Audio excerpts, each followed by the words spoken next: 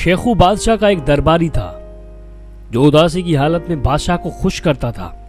उसकी बातें सुनकर बादशाह खुश हो जाता और उसे बहुत सारे इनामात से नवाजता। एक दिन बादशाह और मलिक आपस में कुछ बातें कर रहे थे तो शेखू ने बातें सुनना शुरू कर दी। शेखू के लिए ये गुफ्तगू दिलचस्पी का बाइस बनी और उसने खिड़की के साथ अपना कान लगा लिया। अचानक वजीर ने देखा कि शेखू बादशाह और मलका की बातें सुन रहा है। वजीर ने बादशाह को सब बता दिया। बादशाह को शेखू पर बहुत गुस्सा आया और हुक्म दिया कि उसको अजियतनाक मौत दी जाए। वजीर ने बादशाह को मशवरा दिया कि सबसे अजियतनाक मौत यह है कि शेखू को बगैर कपड़ों के एक सर्द खाने में कैद किया जाए। चुनांचे शेखू को एक मुजरिम के साथ सर्द खाने में कैद किया गया।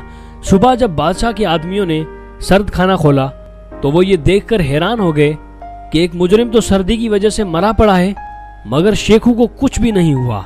दरबारी ने बादशाह को रिपोर्ट पेश की, शेखू अभी जिंदा है।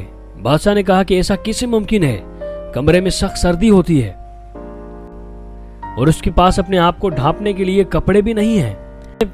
बादशाह ने दोबारा शेखू को एक मुजरिम के साथ सर्द खाने में कैद कर दिया। 24 घंटे के बाद दरबारी ने जब ये सर्द खाना खोला तो दूसरा मुजरिम भी सर्दी की वजह से अकड़कर मरा पड़ा था जबकि शेखू उसकी लाश के साथ बैठा था। बादशाह के लिए यह वाकया बहुत हैरान कुन था और इसे इसकी बात का तजस्सुस हो गया, शेखू कैसे सर्दी से अपने आप को बचा लेता है। बादशाह ने तीसरे दिन भी शेखू को एक मुजरिम के साथ सर्द खाने में कैद कर लिया और सर्द खाने की दीवार के खुफिया सुराग से मुशाहिदा करने लगा कि शेखू कौन सी तरकीब पर अमल करता है। सर्द खाने का दरवाजा बंद किया गया। बादशाह दोनों कैदियों का मुशाहिदा करने लगा।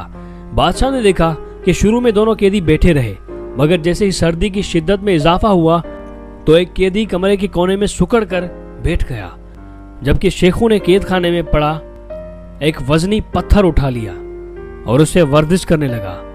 वर्जिश से उसके जिस्म का दर्जा हरारत बढ़ जाता और सर्दी महसूस ना होती। जब शेखू वर्जिश करके थक जाता तो थोड़ी देर आराम कर लेता और जब उसे सर्दी की शिद्दत महसूस होती तो दोबारा पत्थर उठाकर वर्जिश में मसरूफ हो जाता। इसी तरह सारी रात उसने ये सिलसिला जारी रखा और सर्दी को मात देते हुए जिंदा रहा जबकि दूसरा कैदी कोने में पड़ा रहा और अकड़कर मर गया।